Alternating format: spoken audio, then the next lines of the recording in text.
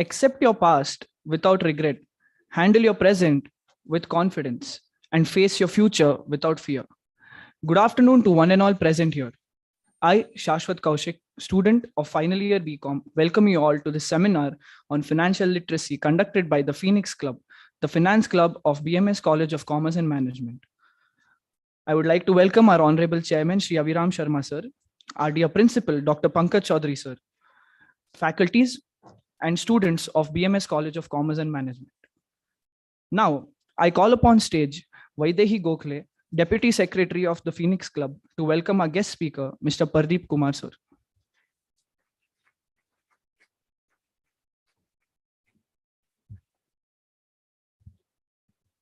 Thank you, Shashwat. Good afternoon, everyone. It's an honor to introduce our guest speaker, Mr. Pardeep Kumar Sir. Sir is a postgraduate in physics from St. Stephen College that is consistently ranked among the top 2 colleges in India, is a versatile professional with a work experience of nearly 4 decades. The author had served the State Bank of India, HDFC Bank, an offshore bank, financial services company, and the reputed IT major sectors such as Fidelity Information Services, Wipro Technology, MFX Infotech, and D2K Technologies, which are rapidly growing mid-sized companies. He served the banks in various capacities at the branches and head office as a senior banking domain consultant at the overseas location across the continents, as well as in offshore locations in the IT industry with leading global banks as the clients. Overall, Sir has an extensive exposure to all the areas of banking, banking product documentation, risk management and compliance, corporate governance, finance consultancy, personal finance consultancy, mutual funds, insurance, competency framework building, creation of software specification requirement documents, software testing, and creation of the user manuals and corporate brochures, and authoring books and research papers. He has also trained the MBA students on the subject of banking and finance and the soft skills as a guest faculty in the top B schools in Bangalore.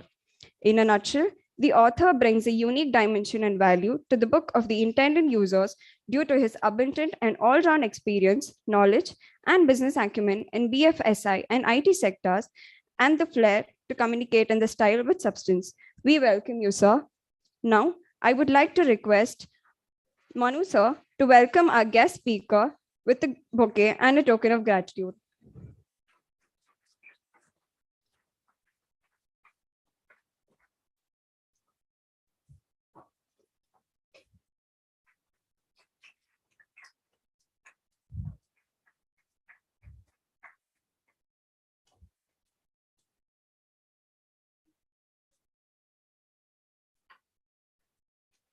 Thank you, sir. Now I request Pardeep sir to take over. Over to you, sir. Thank you.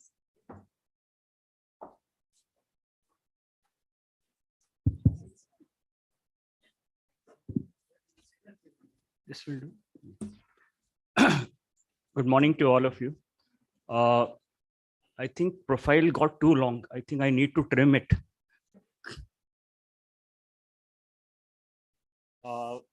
The session today I'm going to take is on financial ecosystem. And it will be at the grassroots level. This being the first session in this campus, I thought I should focus on building a strong foundation rather than choosing a complex subject. So once the beginning is made right, we can proceed properly. Let me come to the root question. What is the objective of financial system or financial ecosystem, broadly speaking?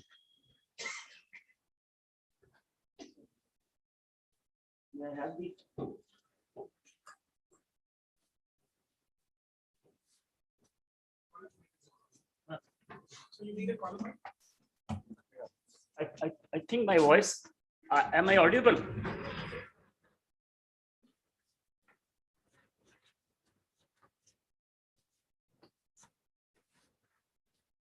At least here I had the liberty of speaking loudly. I can't do that at home.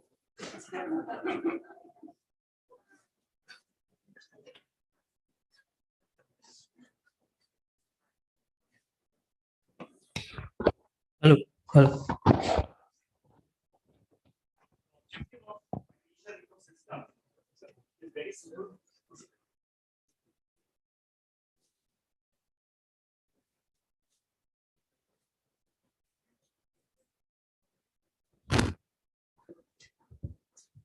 It is to transfer the funds among major players like financial institutions, borrowers, lenders, and other players with the objective of, number one, return on investment, which is always the basic purpose of any system. Return on investment, and secondly, more importantly, healthy economic growth. My handwriting is not as bad as it appears on the board. In the notebook, I write better actually. Return on investment and healthy economic growth. Okay, objective is clear. Once move from one entity to the other, I will put it as simple as that. With these two objectives. Okay.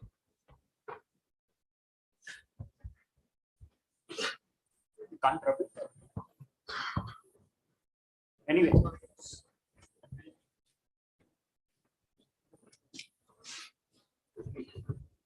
That is unwrapped.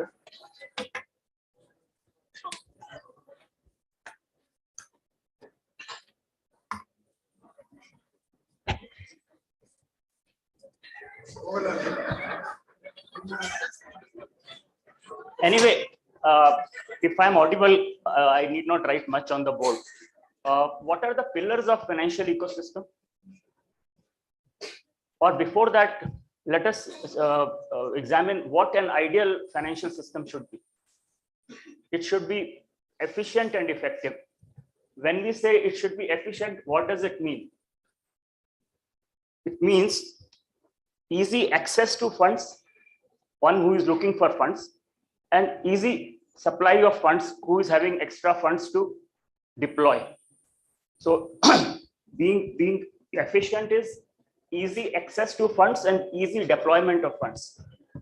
And when we say effective, this means that the cost of funds should be the lowest for the receiver and the return on investment should be the highest for the supplier. Is it clear? Efficient and effective. Efficient means easy access to capital and easy deployment of funds or capital. And if being effective means the lowest cost for the receiver and the highest return of investment for the supplier.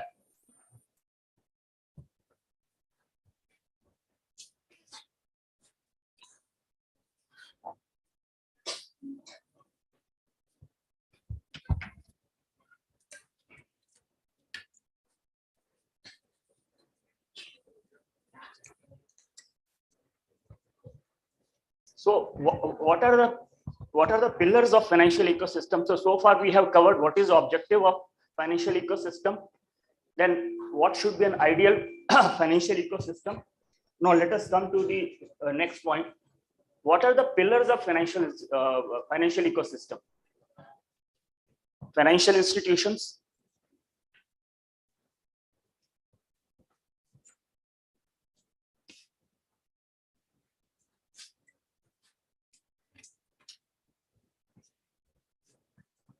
financial institutions, then what else? Financial instruments,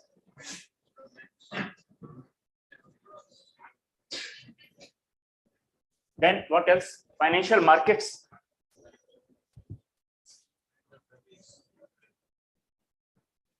what is a financial market actually? By the way, can anybody define? Financial market is a marketplace where buyers and sellers meet and trade. That's all.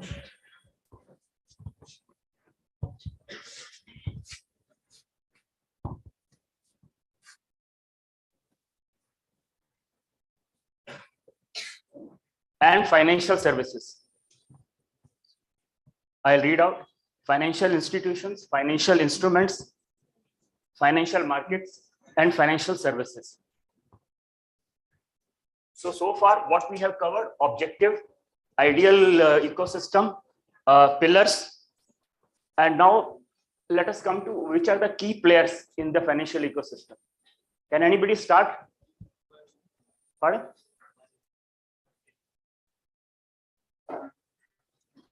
Guess how many key players could be there in financial ecosystem? Huh? How many? Can't hear. Any ballpark figure? Anyway, I'll start calling out randomly. It is banks, central bank, NBFCs, mutual funds, capital markets. In capital markets, all this come mutual funds, derivatives, CDs, CPs. So I will call it capital market. What else? Then regulators. Okay. Then asset reconstruction companies. What else?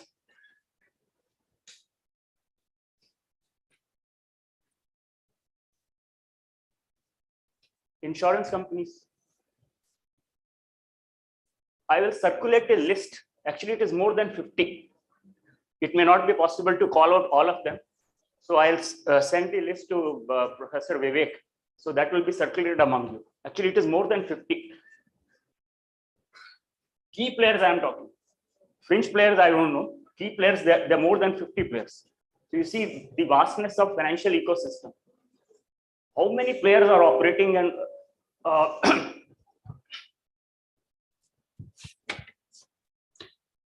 okay. So now let us come to the business of banking. What is the business of banking? And yeah, largely correct, but I will just refine it. Thanks for this answer. To put it simply, the business of banking is to accept deposits at rate of X and lend at the rate of Y, where Y is greater than X. You have to lend at a higher rate than the deposit rate. This is the basic business of banking, and this is called the core business of banking. Any other services or business done by the bank is called ancillary business or secondary business, like issuing letter of credit or sending remittances or safe deposit lockers. All these are miscellaneous services, or it is called the ancillary business of the bank. The main business of the bank is acceptance of deposits and lending, where Y is greater than X.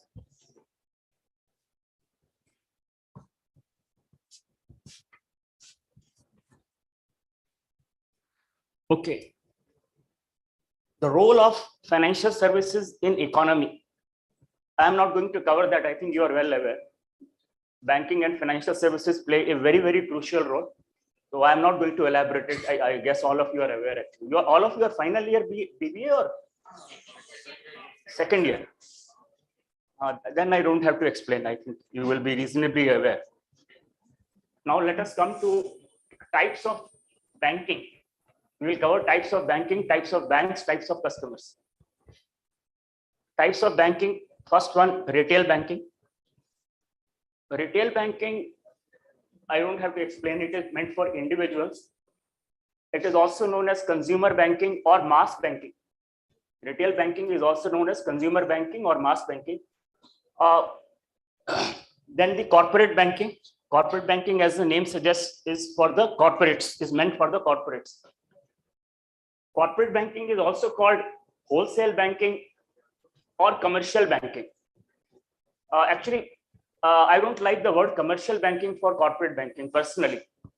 Every type of banking is commercial banking. Retail banking is also commercial banking. So in what way corporate banking is different from that?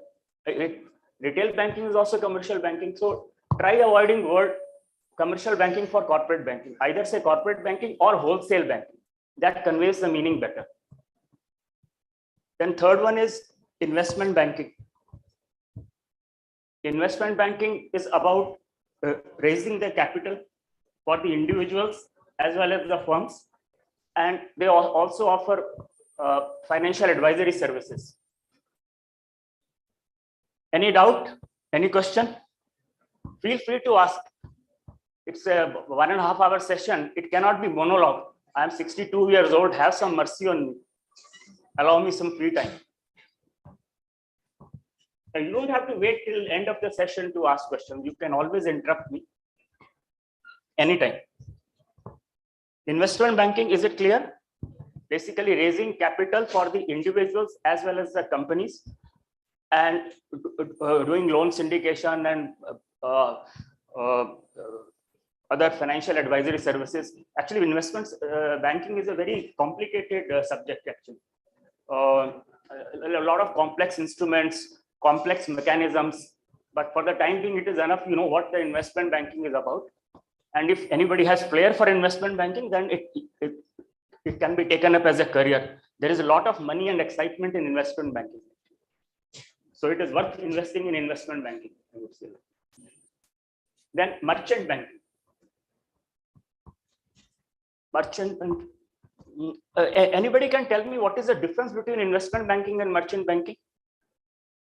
Because I come across that these two terms are used interchangeably. Many areas which actually come under the purview of investment banking, people think it is merchant banking, and vice versa. So let me make it very clear. The main difference between investment banking and merchant banking is in merchant banking also the capital is raised, but it is not by way of loans. It is by way of shares. That is the main difference. Is it clear? The main difference between investment banking and merchant banking? Their funds are raised. Here also funds are raised, but by way of share capital.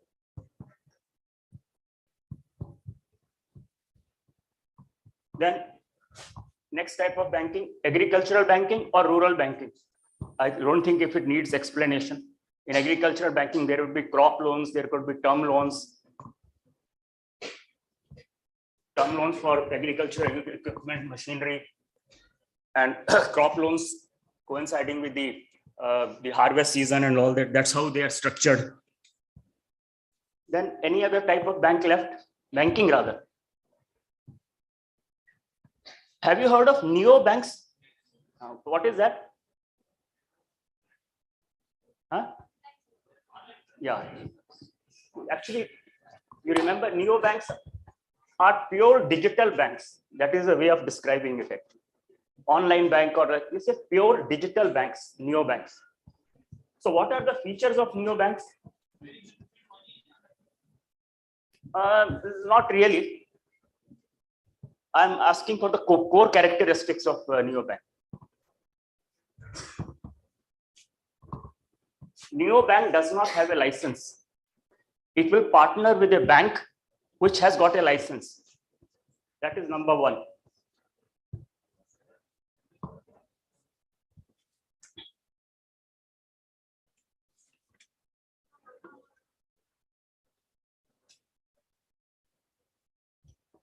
And being digital, they use technologies like artificial intelligence and sophisticated technology to service the customers and minimize the operational costs. The biggest advantage of digital banks or neobanks is the prompt account opening and servicing of customers at minimum cost. That is a prime feature other than the characteristics what I have told. The account opening is very fast, servicing is very fast, and the cost of operations is very low.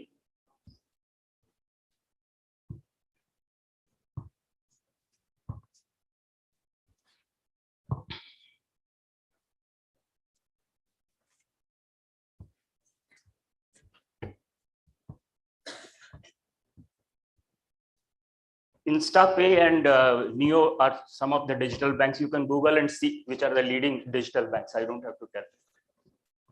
Now let us come to, we are done with banking, banks. Now types of customers.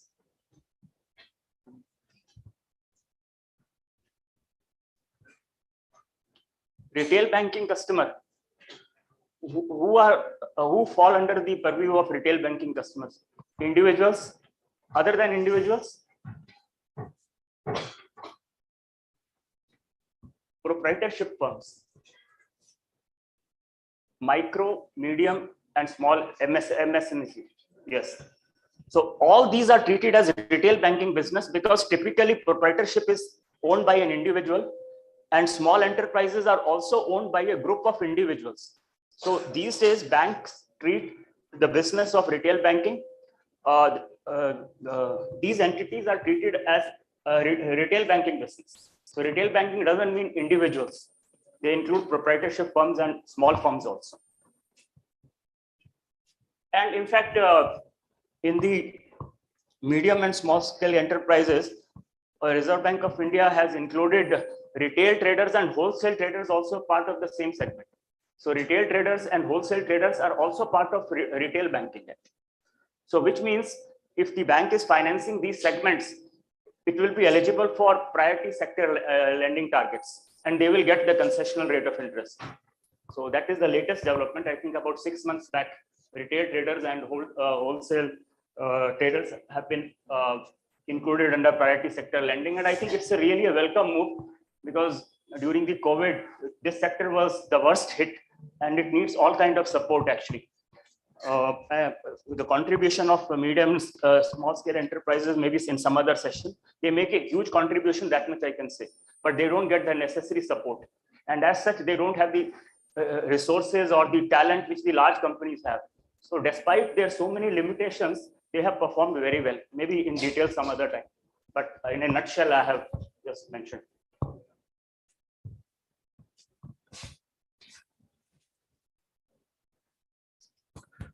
Okay, now we will quickly run through. We are done with this key players, products and services. Okay, first we will come to liability products for retail banking. Which is the first account which comes to mind? SB account. SB account also could be of various types. It could be a no-frills account, which is a basic savings account with no features, or it could be a premier or privileged account where value-added features would be given, like free remittances or 50% safe deposit locker rent discount. So like that, at no extra cost. Of course, this is these types of accounts are meant for high net worth customers or premium customers only. So there are various types of savings account. Next one, current account. Current account is for business folks. And by the way, on average, what is the SP interest paid by the banks? 3 to 4%, something like that. Yeah. Is it low or high? Actually, it is high. In most of the countries, very little interest is paid on savings deposit. And in fact, in Japan, if you maintain a savings account, they charge from you for protecting your money. So be happy with 3 to 4%. And of course, current account, no interest is payable. Rather, banks recover service charges. And third one is fixed deposits. And what are the various types of fixed deposits? It could be a recurring deposit, or it could be a normal term deposit, or it could be a reinvestment term deposit where interest is reinvested every quarter or every half year, whatever it is there.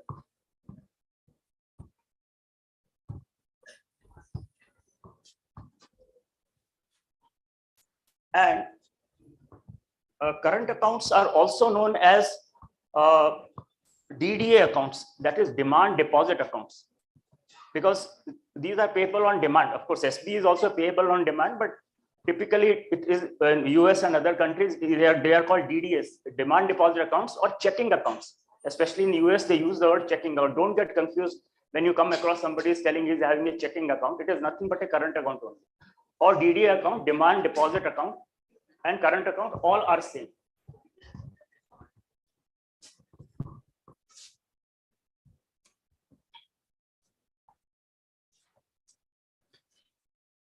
Now let us come to the retail loans. Are you in sync with me or? Okay, at least somebody nodded. What are the types of retail loans? First one, most important, home loan or housing loan or mortgage loan, whatever you call it. Then personal loan, consumer loan, educational loan. What is the difference between personal loan and consumer loan?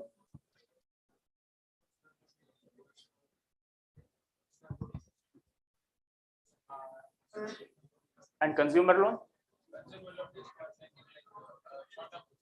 Short term? No, not business loans. The difference between personal loan and consumer loan is personal loan, bank will not inquire about the purpose. You can use it for any purpose. Consumer loan is meant for buying a consumer good. Like if you want to buy a refrigerator or washing machine, that is called a consumer loan. And personal loan is completely unsecured. Is it true the personal loan is completely unsecured?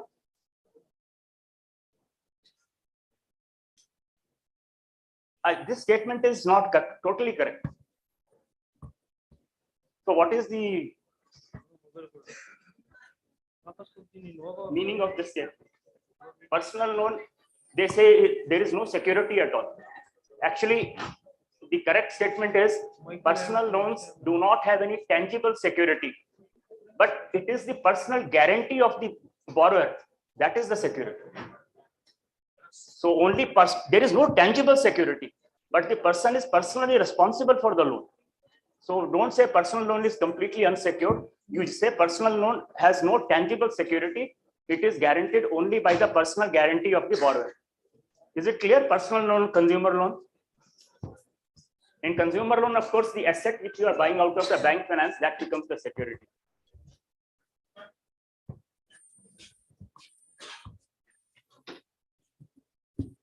Then, have you heard of overdraft? How does it work?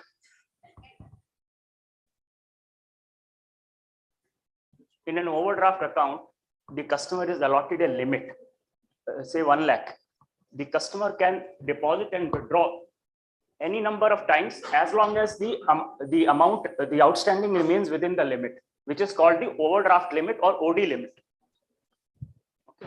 And this OD limit can be unsecured or it could be secured. It could be secured by, say, FD. If you take a loan against FD, it becomes overdraft against FD. Or you take shares, it could be overdraft against shares.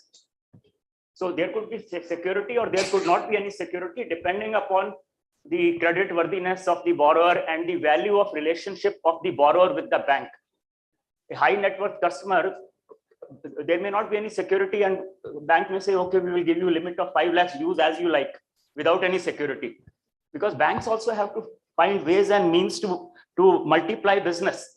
You can't just do conventional banking and make money in this highly competitive banking world.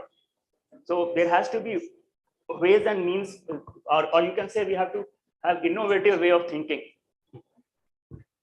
Overdraft is clear. Okay. Have you heard of cash credit? Commerce student must have heard. So cash credit also works like overdraft only. That there is a limit fixed for the cash credit account. But the only difference, or rather there are a couple of differences. Cash credit limit is normally given for trading and manufacturing units. And the limit is decided on the basis of your projected turnover, your past turnover, your inventory levels, etc., receivables level. So all these factors are taken into account to arrive at the cash credit limit. Is it clear? What are the factors? Can anybody repeat? Just now I said. Projected sales, past performance of sales, inventory levels, receivables level.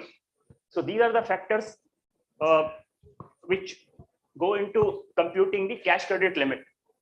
A cash credit limit is also called the working capital limit. What is working capital? Can anybody explain? Louder, louder. I will come here. Excellent, excellent.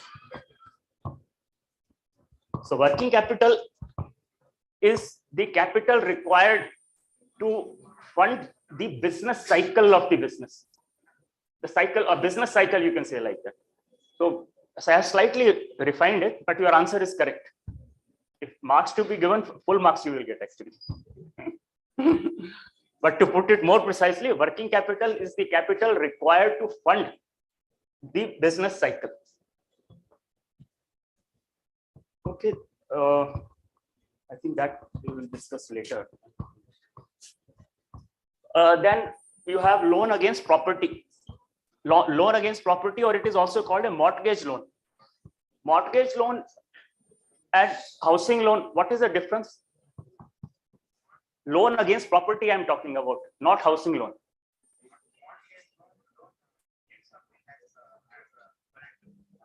No, that is not the point. Anyway, let me explain, because we are anyway short of time. I don't want to wait for the answers for too long. Housing loan, the purpose is to buy a house. And when you take loan against property, the purpose could be anything. It could be marriage for the children, or it could be for the business. The purpose is not asked. Loan against property is a business loan. Housing loan is a retail loan. Is it clear? Loan against property. It is also called mortgage loan. In US and other countries, they call it mortgage loan. So here, before we go to the corporate liabilities and assets, let couple of concepts. When cash credit limit is fixed, if the requirement is say 10 lakhs, so will bank fund entire 10 lakhs, or suppose a banker has evaluated the cash credit limit, working capital limit of 10 lakhs. So what is the amount which will be sanctioned to the borrower? Let me put it more simply. It will not give entire 10 lakhs because it will ask for some cash margin, say 20% or 25%. And why margin is required? Why banks insist on cash margin? Very basic question. The answer is to have borrower's stake in the business. Borrower is taking money for his business and he is not putting a single rupee in the business. Utter nonsense. He has to be made accountable. He has to have a stake. So ask him to put 20-25% of the money in the business. The entire amount cannot be funded. It is basically to have a stake in the business. That is the whole idea about cash margins. About secured loans, unsecured loans, you must be aware anyway. For the sake of completeness, I will repeat it. Unsecured loans are the loans which do not have any security at all. Secured loans are those. What are the secured loans? Can anybody tell me? I want complete answer. I don't want that secured loans are secured by security. Secured loans are loans which are supported by security or backed by security. The important point is it could be fully secured or it could be partly secured. It is not necessary that if a loan of 10 lakhs is secured by say security of 6 lakhs, we still call it a secured loan. Secured loan does not mean it is 100% secured. That is the point I am trying to drive. It could be partly secured or it could be fully secured.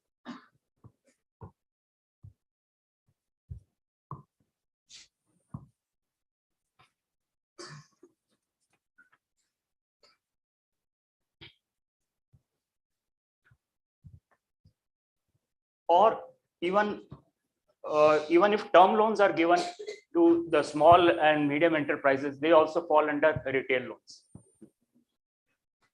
Term loan, I think all of you know, I don't have to say anything on that.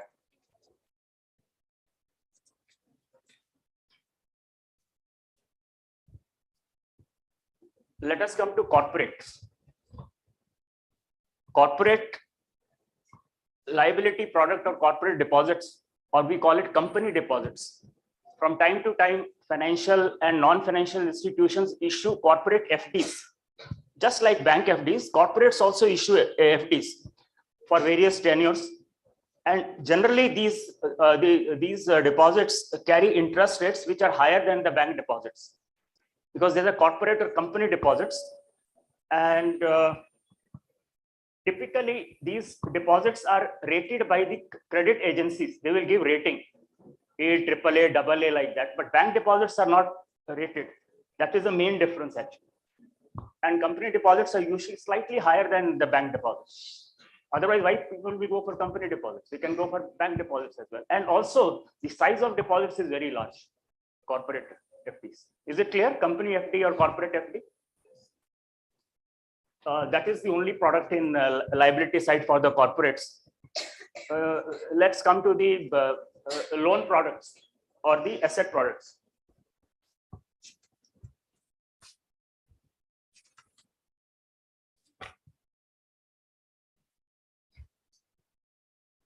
Working capital loan, first one.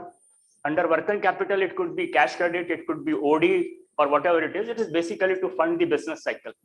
And second is the term loan, that is for plant, machinery, and all that. And third one, bridge loans. Sometimes the banks may temporarily say 15 days, 20 days, 30 days to meet some urgent requirement. Bank may give a loan, that is called bridge. That is bridging the requirement.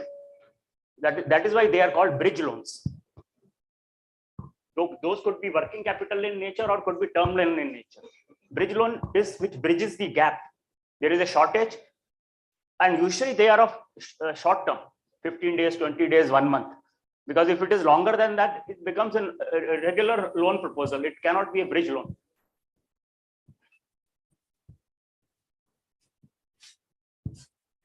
Okay. On corporate side, we have trade finance products. That is loan products.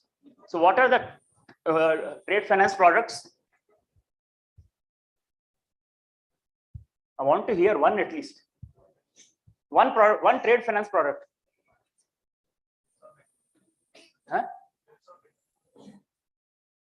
Not really. Bill of exchange is a part of, is a document in a bill. Okay, I think I'll have to clarify this. Trade finance, the first product is, I had something in mind, I forgot completely.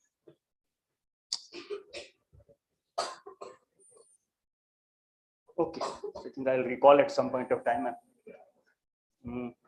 First product in trade finance is purchasing and discounting of bills. He referred bill of exchange, so somewhere near that only. Purchasing and discounting of bills. So how this works, a supplier gets an order, he manufactures the goods and he supplies to the buyer. Okay. Buyer says that I don't have cash, but I need the goods. I can pay you only after 60. Okay, let me work the other way around. Anyway, let me continue like this only. Okay. The buyer says I cannot pay the bill. I can pay only after 60 days. And now having manufactured the Am I audible? So the buyer says I cannot pay immediately and the supplier is stuck because he has put his capital, his business cycle is over. He has pumped all his funds and manufactured the goods as ordered. Now buyer says I can pay only after 60 days. So it is where the bank comes into picture and says, okay, you give me the necessary documents. The necessary documents will be bill of exchange, invoice, packing list, or any other documents. So he gives those documents to the bank and bank discounts those documents. Means suppose invoice is for 5 lakhs or bill of exchange is for 5 lakhs, bank will pay him 5 lakhs or less amount.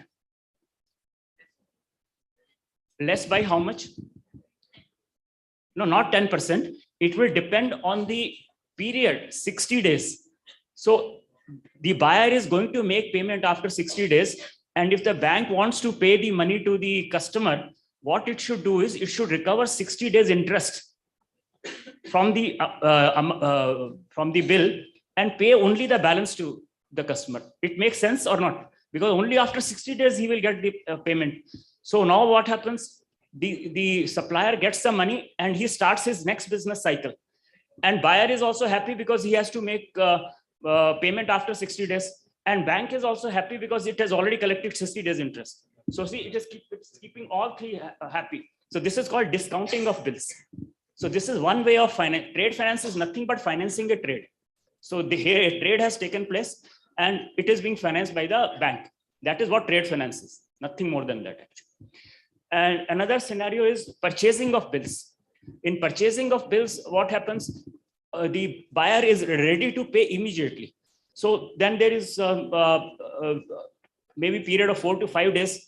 He has to send the documents to the buyer's bank and buyer will make the payment immediately. The second scenario is called discounting of bills, or the bills are drawn after sight, or sometimes they are called usance drafts. And the second one, that is purchasing the bills, it is called at sight. Means the moment the documents are cited by the buyer, he should make the payment. The other one is after sight, and these are also called where immediate payment, where the documents are delivered. I think I'll make it clear.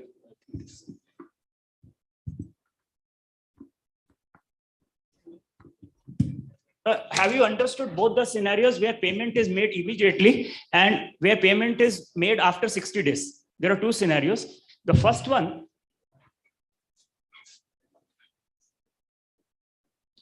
is called DP. That is documents against payment. Means the supplier submits the trade documents to the bank.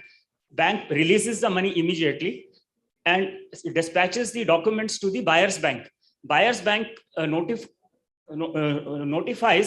that so and so bill has been presented, and he pays immediately. And once he pays, the documents are given to the buyer. That is your shipping document, railway receipt or lorry receipt or airway bill or whatever is there, so that he can take delivery of the goods. So he makes payment and collects those documents, and with these documents he takes delivery of the goods. That is after making. So we are calling it documents against payment. The second scenario, where 60 days grace period is given, you can say like that, it is called documents against acceptance. Documents against acceptance means when that 60 days draft, 60 days bill of exchange is presented to the buyer, buyer signs on the bill of exchange, puts the stamp, puts the date, and writes accepted. That is documents against acceptance. Documents against acceptance. And once the bill of exchange is accepted, bank delivers all the documents to the buyer. No payment is made, only bill is accepted. So the bank delivers the document to the buyer, and buyer with these documents takes delivery of the goods. And by accepting that, he undertakes to pay the bill on 60th day. And it is legally binding on him. Suppose he doesn't pay, it can be noted and protested in the court of law. Suppose on 60th day he doesn't pay the bill, the supplier can sue the buyer in the court of law. That bill of exchange where he has put the stamp and accepted is sufficient documentary evidence to proceed against the buyer. These are very elementary concepts, but you must understand very, very clearly. Otherwise, going forward, it will become very difficult to understand the complicated concepts. And my funda is that you must know the basics. It is all right if you don't know complex things. In due course of time, you will find out. But if you don't know basic things, you can never solve complex things. So be sure your foundation is strong, fundamentals are strong. There should not be any gap whatsoever. So DP, DA is done. We will take 5 minutes break and then we will resume.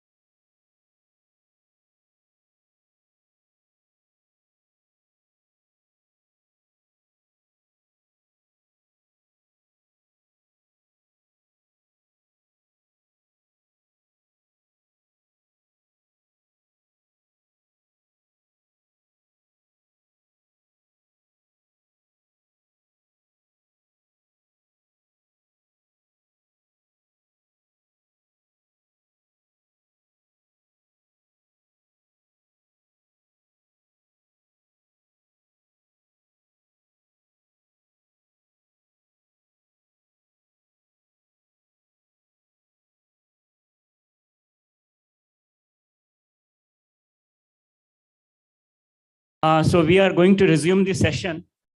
The first session, it has been a monologue. I would like more active participation from you. Even if you say something silly, doesn't matter. You should say something. Unless you start thinking and start telling, I mean, it's very difficult to cultivate your mind. So, and it is an internal forum only. Consider me as an internal person only. And you don't have to feel shy, even if you go wrong, it doesn't matter. So please show more enthusiasm, more participation. Okay, before I proceed further, one point which I had missed earlier. You know about primary security and secondary security? What is the primary security? Primary security. What is the difference between primary security and secondary security? Very simple. This I had expected an answer. Primary security is the security created out of the primary security is the asset created out of bank finance.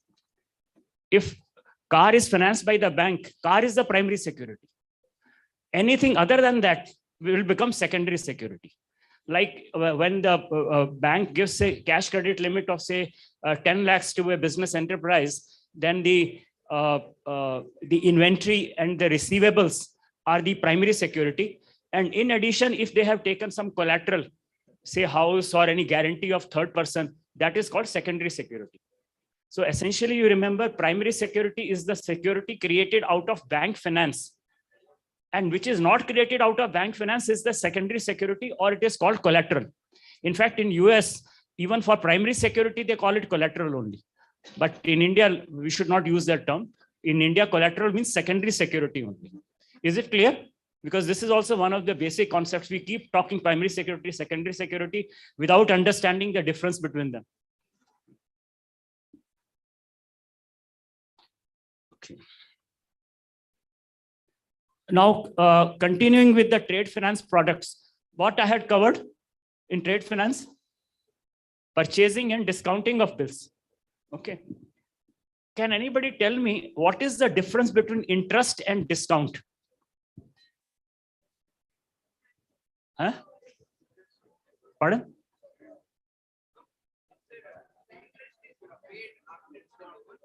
After? The payment, the interest would be paid, wherein the discount, the amount is deducted. Excellent answer. Basically, discount is interest only, but it is collected upfront. So actually, that is the only difference. Discount is also a form of interest, but it is collected upfront, whereas interest is collected later on. Good. Have you heard of factoring? Factor. Factoring is also one of the trade finance products where the financing is done against the receivables. Financing can be done against raw materials, against goods in progress or work in progress, finished goods, semi-finished goods, or receivables. I think please avoid crosstalk. It disturbs my concentration. I have lost where I was. You have to tell me. Factoring, yeah. So factoring, financing is done only against the receivables. That is when the goods are shipped and the customer raises an invoice on the buyer. So the supplier goes to a factor. Factor is an agency which does the factoring services. So he goes to the factor, submits the invoice and says that I have shipped the goods. It's just like a bank only, but here only invoice is produced, not other documents. So there is no bill of exchange here. It's only an invoice. So it's a different kind of business and more risky business. But simpler business. Just produce an invoice and get the funds. Nothing could be more simpler than that. Have you heard of forfeiting? Factoring and forfeiting. What is the difference?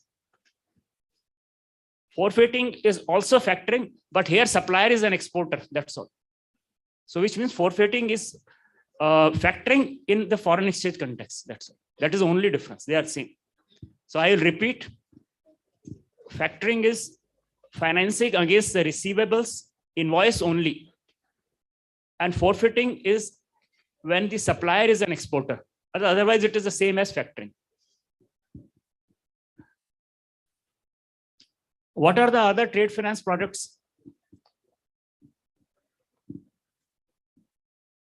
What are the other trade finance products?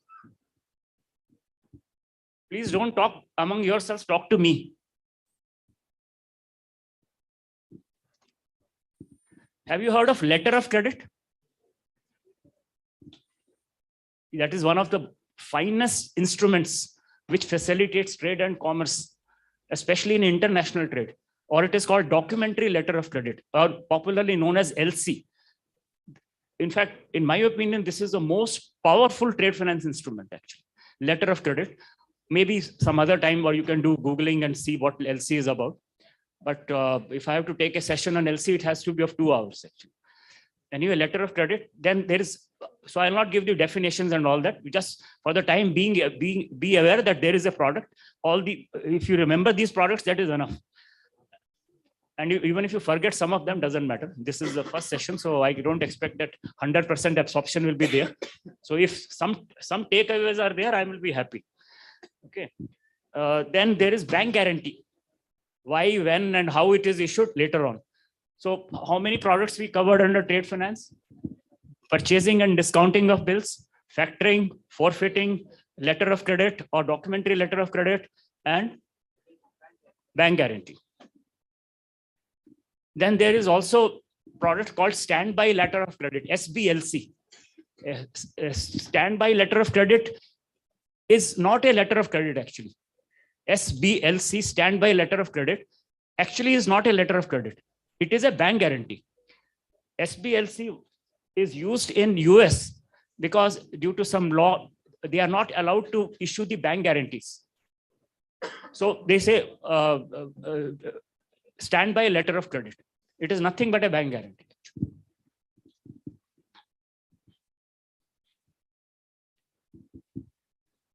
So trade finance products are done.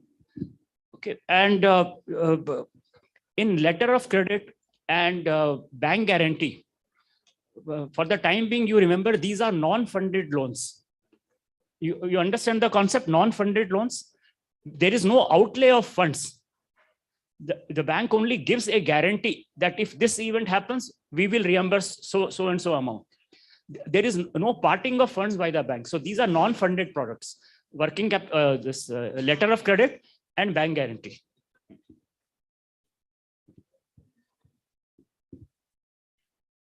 So as far as products are concerned, retail products covered, corporate products covered, trade finance products covered.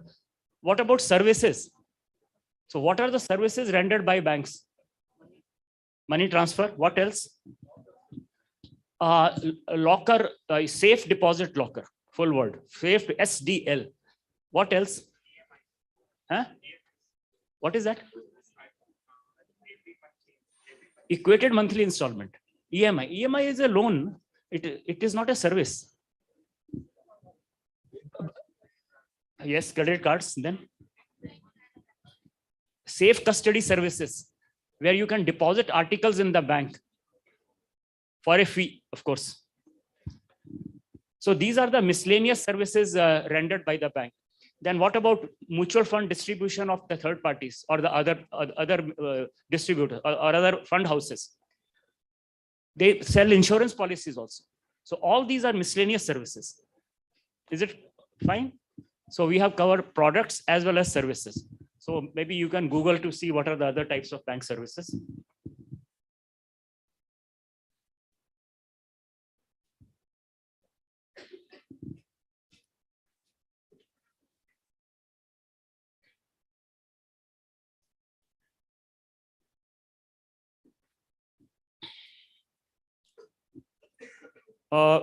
Another important service is the wealth management services.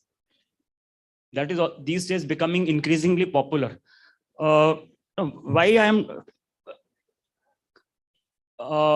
more concerned about this, you know, how banks make, what is the source of profit for the bank actually? How banks make money? Interest. And what else? Service fee, yes. So it is basically interest income plus miscellaneous fee income from LCs, bank guarantees, remittances, and all that. Now, why these services are becoming increasingly important? You have the. Please don't talk among yourselves. Talk to me. I am available. Have you heard of net interest margin? Net interest margin, NIM, is the difference between the lending rate and the deposit rate. So for the banks to have higher profitability, NIMs should be as high as possible. But in this highly competitive world, the banks' NIMs are shrinking. Means they are getting narrower and narrower. Yes, margins are smaller. So which means there is a direct impact on profitability. So banks are focusing more on the miscellaneous services, trade finance services, remittances, lockers, because there the income is fee based. Suppose you pay 1,000 rupees for a locker, that entire 1,000 is income for the bank. There is no question of any spread. So if you open a letter of credit, you charge commission. So that entire commission comes into your account. So that is the reason banks are focusing more on the ancillary services or secondary services. Is it? I don't want to hear any noise. Actually. I'm telling you, giving you the freedom that talk to me directly. It distracts me. Again, I have to recollect. Net interest margin plus fees from various services. It could be remittances or it could be trade finance products and all that. So that banks can improve their profitability.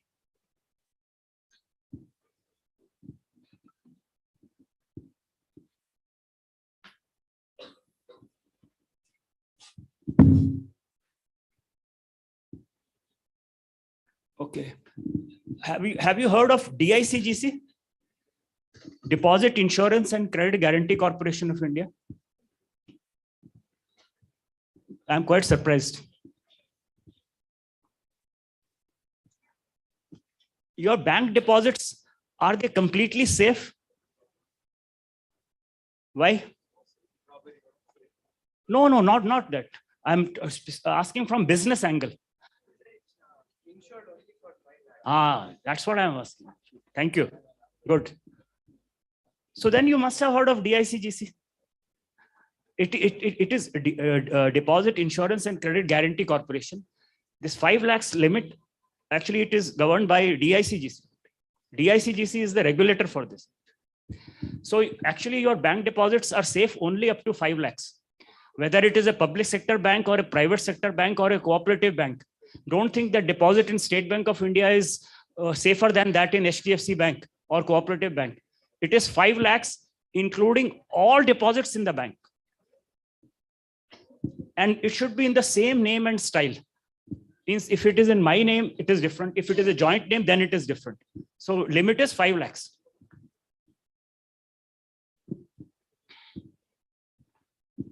I think banking largely we are done. I wanted to cover the business model in detail, but maybe some other time. The basic retail banking model I have explained to you. Now we will come to the other area, that is insurance. We have about 20-25 minutes, so I will need to cover that. What is insurance?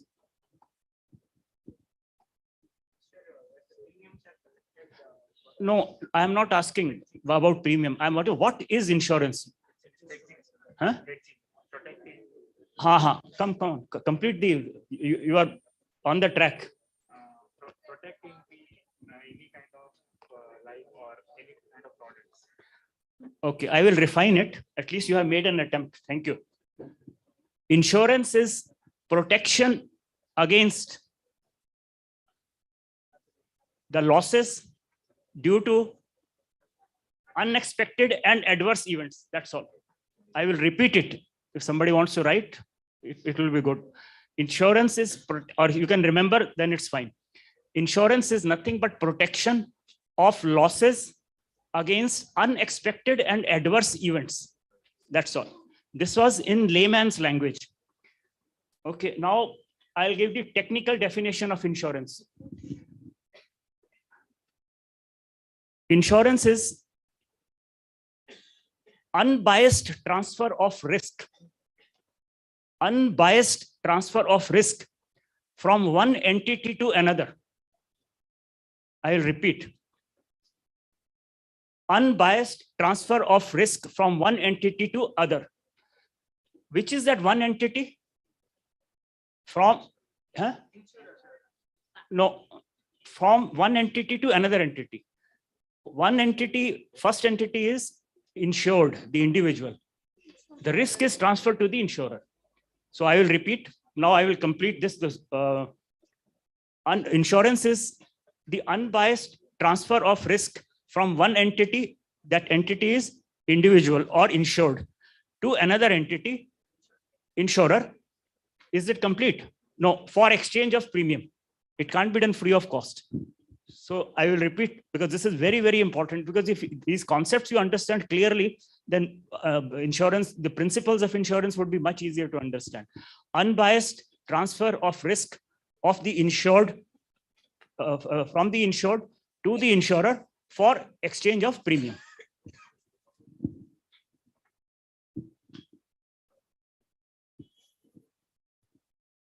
Okay, what are the types of insurance?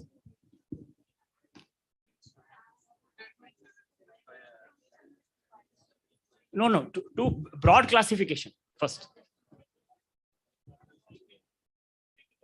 Vehicle, no, general insurance.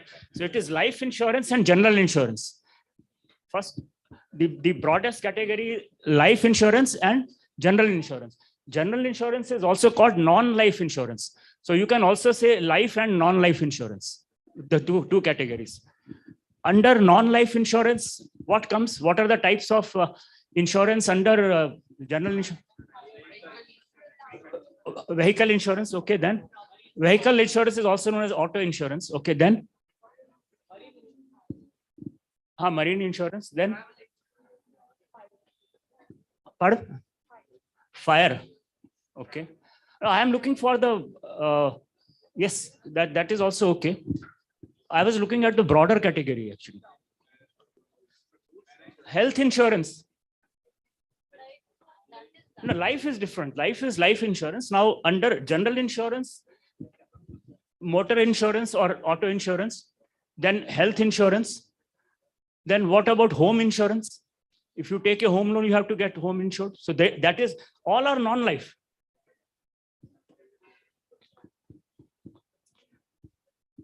And these days, there is cyber insurance also. That is insurance against cyber attacks. And one insurance we discussed about 5 minutes back. Come on, this I want from you. Actually. Somebody sitting on the right side had provided that actually. Deposit insurance, bank deposit insurance. That is also a general insurance actually. So are these concepts clear? Life insurance, non-life insurance, or general insurance? Under general insurance, these are the various types of insurance. There is limitation of time to discuss these types of insurance in detail, maybe on some other forum.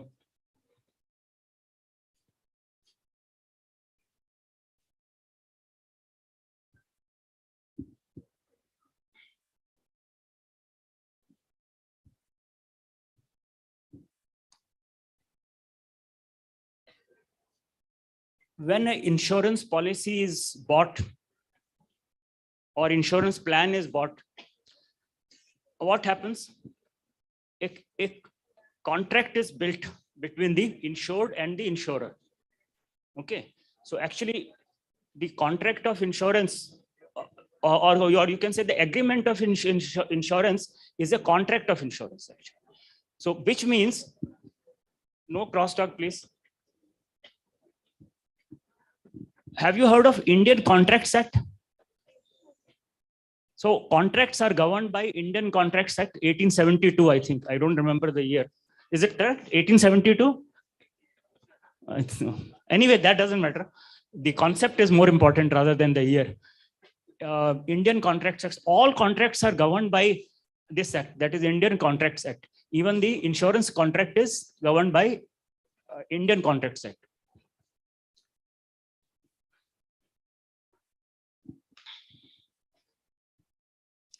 Now we will say what are the characteristics of a valid contract.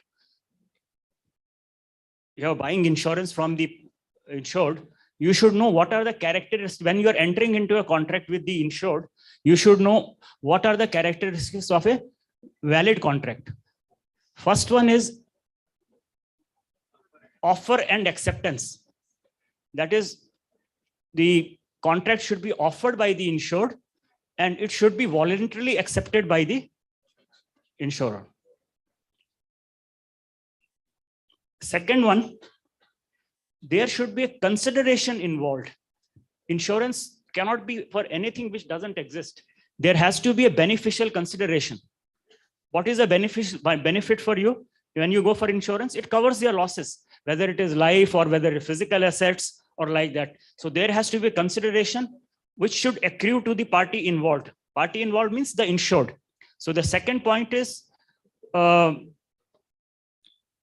has to be a beneficial consideration. And also it has to be of free consent. It should not be imposed. It should be accepted voluntarily by the insured. In this case, because we are talking of insurance, so I am repeatedly using that word.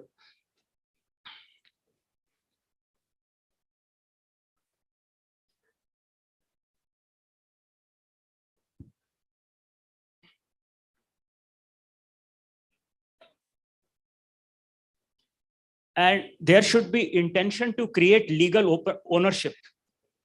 Both the parties involved should have intention to create the legal ownership. Actually, when I spoke of the beneficial consideration, actually the right word is lawful consideration. When I say beneficial consideration, actually the right word is lawful consideration. Then it can be interpreted that there has to be some benefit by way of profit, gain, or whatever it may be. Or in this case, the protection against losses.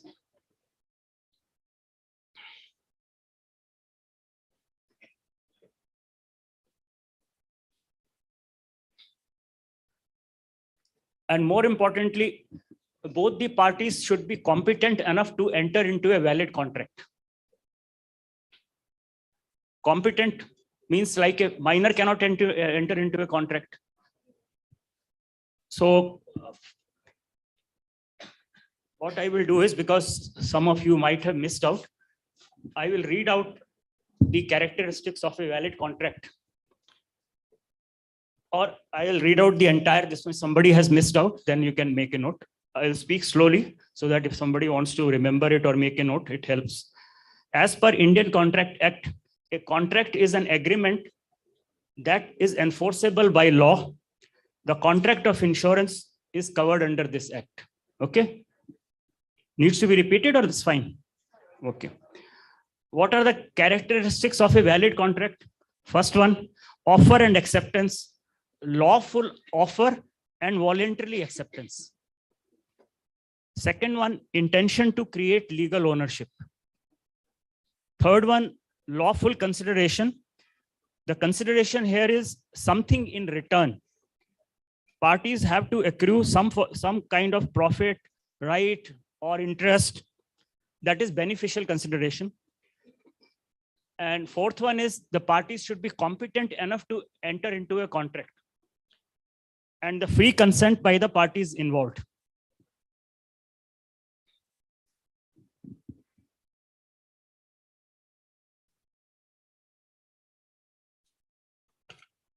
Okay, we have around 10 minutes. So next few minutes I will take on, there are about 9 to 10 key principles of insurance. I will not cover in this session because that will take a lot of time. One main principle I will cover, which is very important to understand from the business perspective. Okay, because that is the foundation of insurance business. Like, no crosstalk, please. Am I audible? Okay. So what is the, like we spoke of net interest margin plus other kinds of fee for the business model of banking. what is the basic principle of insurance? Insurance, what it does, as you know, from a pool of insured, it collects premium from so many people. So there is a pool and lakhs of insured, the premium is collected. Basically, it works on the law of probability or the law of large numbers. No crosstalk, please. How many times I will have to tell? I'll stop the session. I will resume it if I don't hear any words. It is stopped. There has to be pin drop silence. Please don't test my patience. Thank you. My thought process gets lost actually. So the business of insurance runs on the law of probability or the law of large numbers. Insurer is taking a business call that among the lakhs of insured, the probability of claims being lodged by individuals may not be very large. There are lakhs of insured, so they have some internal business model. So they will be able to estimate at any given point of time what could be the claim payout. So it is not that everybody will lodge claim at the same time. Only few people will lodge claim. And so basically, the premium is collected from all the insured, and the risk is equitably distributed among all the insured. So it is basically sharing of risk. That is the basic principle of insurance. Is it clear or not?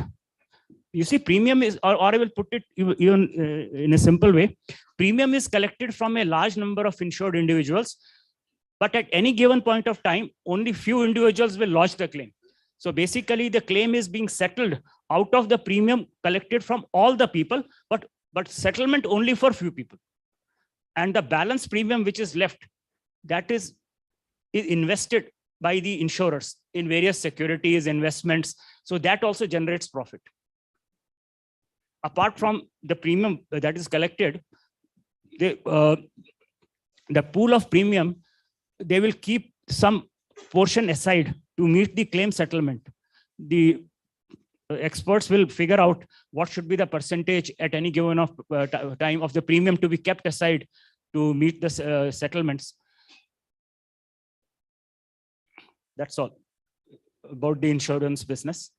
So law of large numbers or law of probability, or the probability of only few claims being lodged against a large pool of the insured.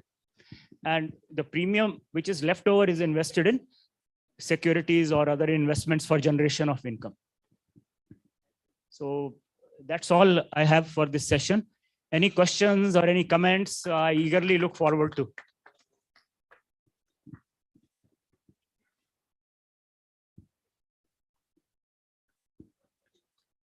Any queries? There are two things. Either I have not made myself clear at all, or I have made myself fully clear. No, still there is a chance. We have time actually. You can think and ask me any question. Actually, BFSI is a very, very fascinating subject actually. And career opportunities are endless. Since you are in the initial stage only, I thought I can use this time to share with you the career opportunities in BFSI sector. BFSI and IT sector are the largest employers actually. The workforce in IT and BFSI sector is the highest. I chose a career in BFSI. My academic background is physics, but I entered banking, financial services, and then IT industry. But in IT industry, I worked as a banking consultant. I don't have any IT qualification, but I worked in IT industry. And I will just clarify what a banking consultant in IT industry is doing, because it is all part of BFSI. I was working as a banking consultant in Wipro and Fidelity and all these companies. My job was for our client banks if they have to upgrade their core banking system or they have to replace the core banking system, they have to hire a IT vendor. So what I used to do is I used to gather the requirements from the client, document it, explain it to this software testing team and the development team. Then development team will develop the testing team will develop the test cases and execute. I used to monitor the entire project from the banking domain perspective. So you may be wondering what a banking consultant is doing in IT project. Actually, that's what I was doing actually. And I worked in IT industries for 15, 17 years in various countries, US, Canada, Bangkok, Singapore, South Africa. So by default, I have learned much about IT. Means I don't have any IT background, but by default, I have learned. So I have planned to bring out a book on information technology from a layman's perspective. I can talk about 20 languages actually. I don't think I deserve such generous applause because I happen to be there. Actually, I used to ask the testing teams and the development teams, I want to learn about IT. They used to say, no, you do your job. We don't know banking. There are hundreds of people who will do testing and development. You concentrate on your banking team only. But still, somehow or the other, I managed to learn. Right? I can write about 20 computer languages. I may not. I don't know the computer language, but I can tell you where the language is used, how it will be useful in the career, and all those things actually. So actually that book is in progress. I have already written, I think 200 pages or so. So the name is from a layman's perspective. So anybody picks that book, he doesn't need any IT qualification. Actually. Anybody can read it. That's all few thoughts I have shared. Thank you so much.